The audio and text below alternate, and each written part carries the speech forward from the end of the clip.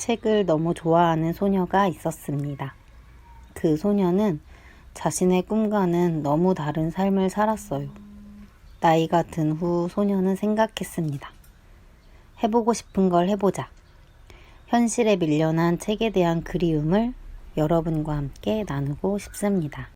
본질을 벗어나지 않는 요약, 지적 대화를 위한 넓고 얕은 지식, 14. 도가편. 군, 말. 7개의 카테고리 중 제목이 도가입니다.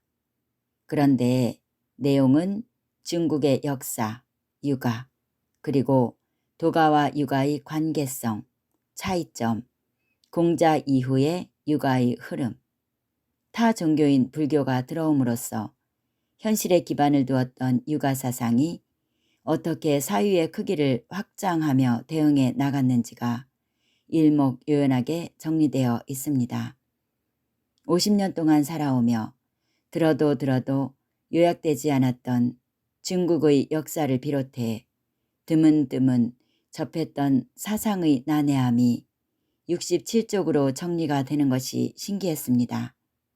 또 한 번 느낍니다. 이것은 교과서다. 우리가 살아가며 한 번쯤은 읽어야 할.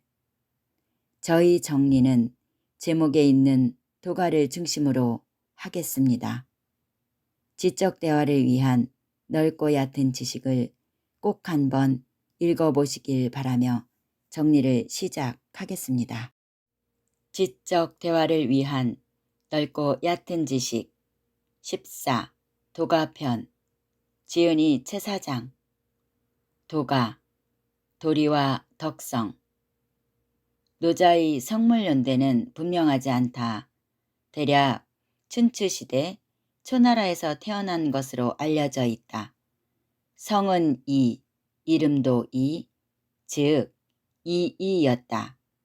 그가 노자라고 불린 건 출생과 관련된 전설 때문이다. 그의 어머니는 62년 동안 임신한 뒤 자두나무에 기대어 아이를 낳았다.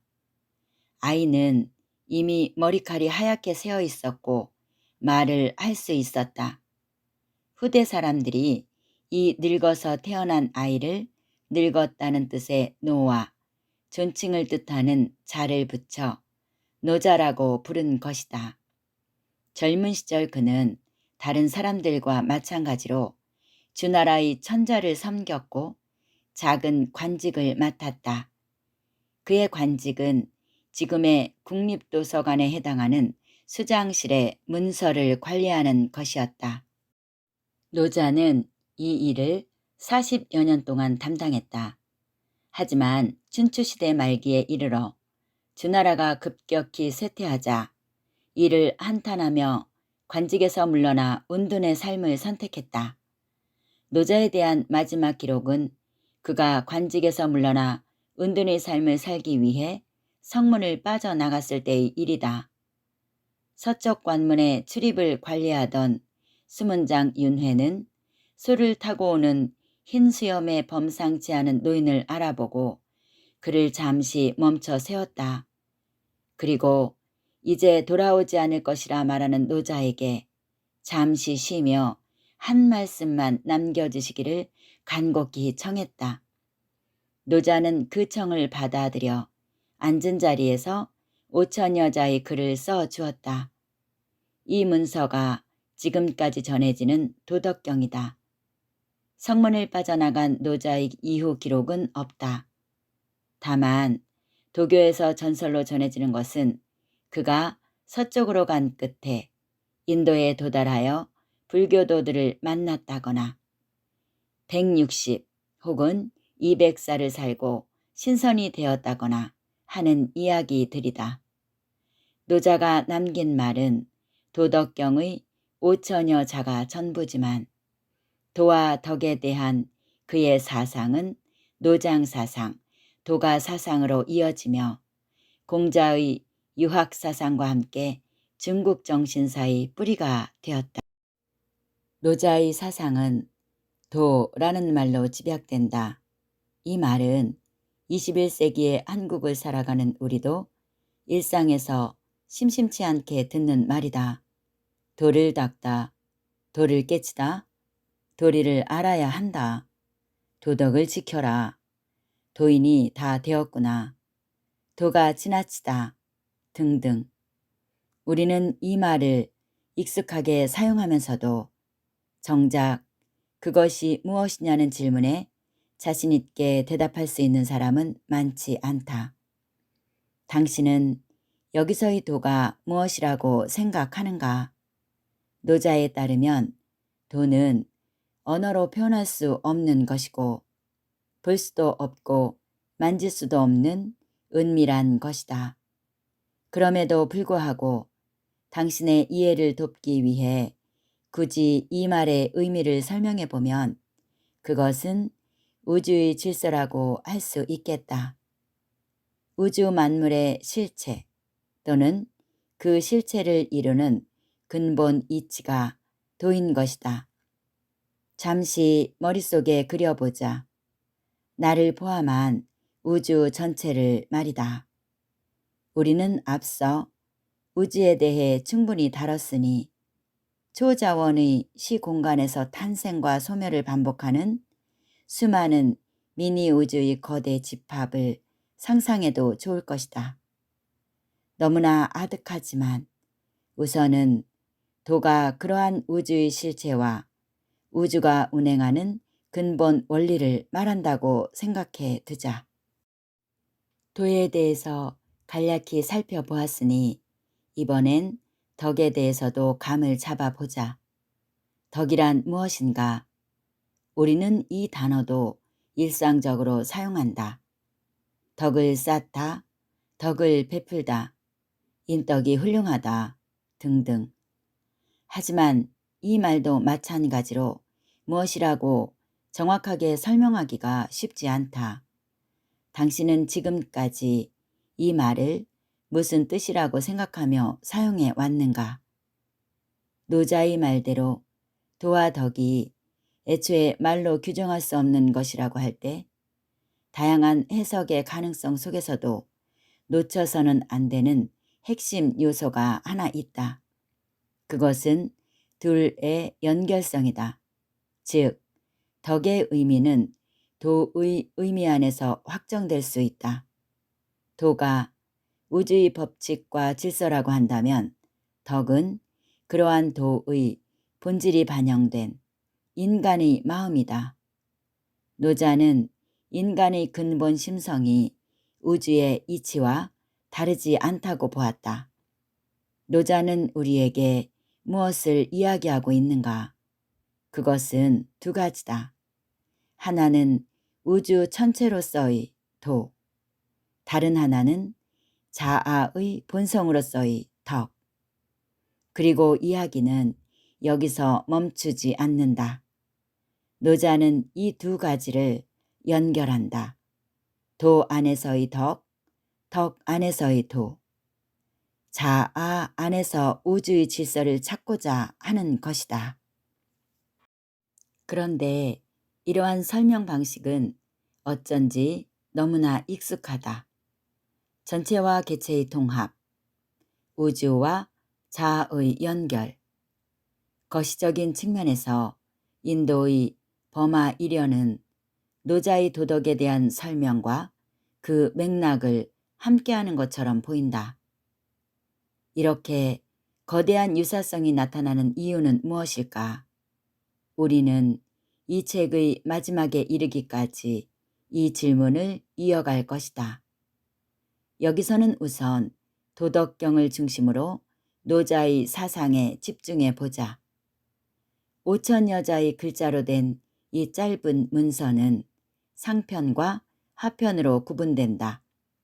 상편 37장은 도에 대한 내용이 주가되어 도경이라 부르고 하편 44장은 덕에 대한 내용을 주로 담고 있어 덕경이라고 부른다. 그러니까 오해하면 안 된다.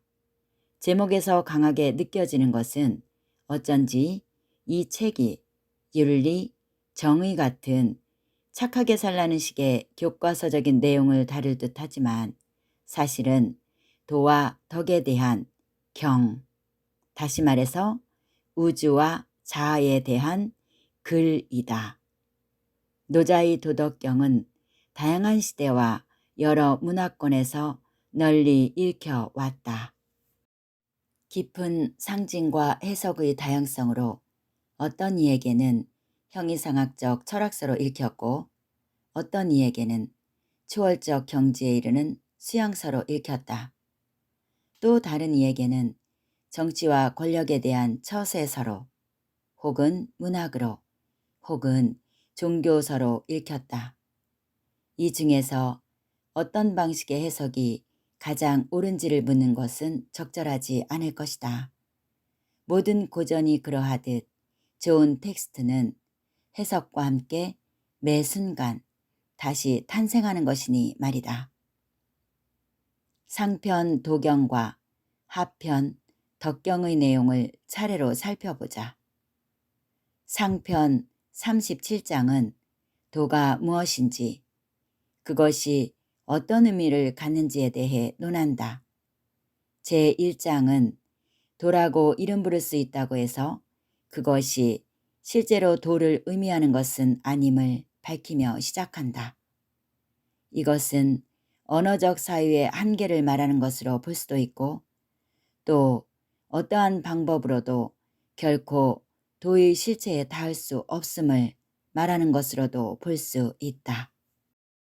깊은 명상과 고요한 기도 속으로 침잠하는 이가 자신의 내면에서 보게 되는 신비를 이야기하는 듯하다. 하지만 중요한 것은 노자가 유의 세계와 무의 세계 중에서 어떤 것이 더 옳다고 가치 평가를 하지는 않는다는 것이다. 노자는 이 두 가지가 이름만 다를 뿐 신비라는 공통의문으로 이어진다는 점에서 동일하다고 말한다. 그리고 모든 것이 통합된 이러한 신비는 당연히 도 안에서 만나게 될 것이다. 2500년 전에 쓰인 도덕경을 읽으며 우리는 그 안에서 거대한 우주를 만난다. 노자는 시간 이전의 시간과 공간 이전의 공간에서 모든 것이 통합되어 있는 거대한 질서를 말하고 있는 것이다. 하편 44장은 덕에 대해 다룬다. 상편에서 도를 조금은 막연하고 형이상학적으로 다뤘던 것과 달리 하편에서는 많은 부분이 인간의 구체적인 행위와 태도에 대한 교훈을 담고 있다. 그것은 덕이 도에 부합하는 내면의 상태로서 개인의 행위 안에서 구체적으로 발현되기 때문이다. 흥미로운 것은 유학에서 강조하는 인, 의, 예를 갖춘 사람이 덕이 낮은 사람처럼 우선은 모두 애쓰는 사람들이라는 점이다. 인은 쉽게 말해 어질물 뜻하는데 이들은 인을 드러내기 위해 솔선수범하고 너그럽게 행동하려 애쓴다. 다행인 것은 그나마 이를 자신에게나 타인에게 억지로 강요하지는 않는다는 것이다. 다음으로 의는 의로움을 말하는데 이들도 의를 드러내기 위해 정의롭고 올바르게 행동하려 애쓴다. 다만 이들은 의로움을 드러내려고 억지로 행동한다는 한계를 갖는다. 가장 큰 문제는 이해다. 예절 발음을 말하는데 이들은 몸가짐과 언행을 바르게 하려고 애쓴다. 하지만 노자는 이러한 인위적인 예에는 아무도 호응하지 않을 것이기에 예를 따르려는 사람들은 결국 자신의 예를 다른 사람들에게 강요하는 문제를 일으킨다고 지적한다. 노자는 이렇게 정리한다.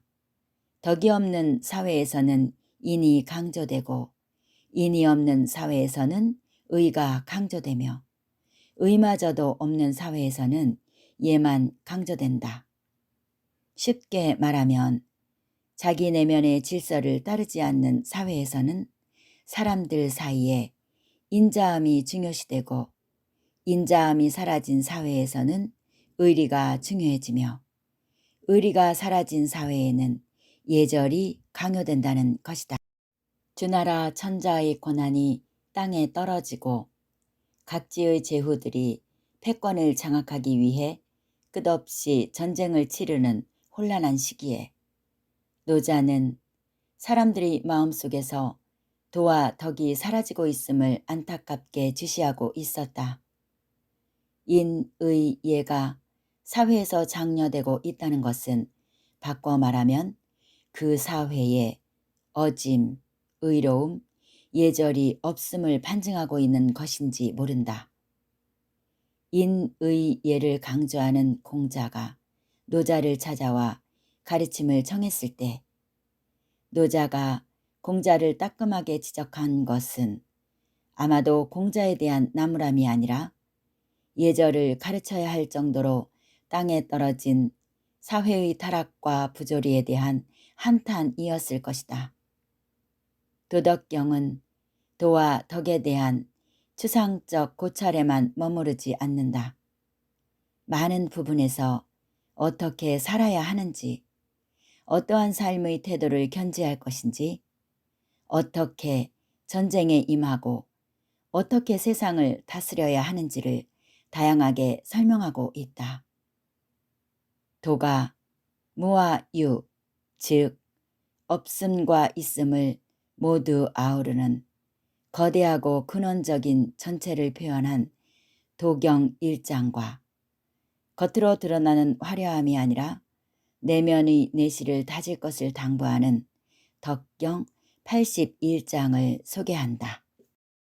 도덕경 제1장 도가 도비 상도 명가 명비 상명 무명천지 지시 유명 만물 지모 고 상무요기 관기묘 상유요기 관기요 차양자 동출 이이명 동위지현 현지우현 중묘지문 도를 도라고 할 수는 있지만 항상 그러한 도는 아니다. 무엇의 이름을 지을 수는 있지만 항상 그러한 이름은 아니다. 무는 천지의 시원을 이름 지은 것이고 유는 만물의 어머니를 이름 지은 것이다. 그러므로 항상 무욕하면 천지의 시원이라는 그 미묘함을 볼 수 있고 항상 유욕하면 만물이 순환하는 것을 볼 수 있다. 이 둘은 이름이 다를 뿐 둘 다 신비한 것이다. 신비 중의 신비이고 모든 신비의 문이다. 도덕경 제81장 신언불미 미언불신 선자불변 변자불선 지자불박 박자부지 성인부적 기이위인 기유유 기이여인 기유다 천지도 이이불해 성인지도 위이부쟁 믿음직한 말은 아름답지 않고 아름다운 말은 믿음직하지 않다. 선한 이는 해명하지 않고 해명하는 이는 선하지 않다. 아는 이는 박식하지 않고 박식한 이는 알지 못한다. 성인은 쌓지 않으나 다른 일을 위하기에 자기는 더 갖게 되고 다른 이에게 나누기에 자기는 더 많게 된다. 하늘의 도는 이로울 뿐 해롭지 않고 성인의 도는 이룰 뿐 싸우지 않다. 이것이 진정으로 노자가 하고 싶었던 말이 아닐까? 전국의 패권을 차지하기 위해 싸우고 투쟁하는 제후들과 그의 빌부터 아름다운 말과 새치혀로 자신의 이권을 보전하고 싶어하는 여러 군상들에게 그것은 잃는 길이지 얻는 길이 아님을 말해주고 싶었던 것은 아닐까? 그리고 노자의 진심 어린 충고는 2500년의 시간을 건너 건물숲 속에서 하루하루 전쟁을 치르고 있는 지친 현대인에게까지 전해지고 있다. 이것만은 꼭 해보아요. 도덕경 1장과 81장만 들었는데도 마음이 펴지는 느낌입니다. 현대는 너무도 많은 것들이 쏟아져 나오고 너무도 빠르게 변해가고 있습니다. 생각해 봅니다. 하지만 오히려 시대를 쫓아가려는 것은 수많은 나무의 가지를 모두 잡으려고 애쓰는 것은 아닐까요? 개인이 할 수 없는 것에 매달려 휘둘리는 상황만 만들어 놓는 것은 아닐까요? 고전은 나무의 뿌리라고 생각합니다. 뿌리에 집중하고 뿌리를 견고히 한다면 여러 가지를 모두 아우르는 현명한 생활을 할 수 있지 않을까 합니다. 쉽게 접할 수 있는 도덕경의 책을 찾아보았습니다. 오강남님의 도덕경을 찾았습니다. 우리말로 시처럼 옮겨 놓았는데요. 원문을 안 보고 그것만 읽어도 쉽게 이해할 수 있는 좋은 책이었습니다. 시를 흥얼거리듯 하루에 한 편씩을 보며 내 인생의 뿌리를 튼튼히 해볼까 합니다. 여기까지 함께 해주신 여러분 감사합니다.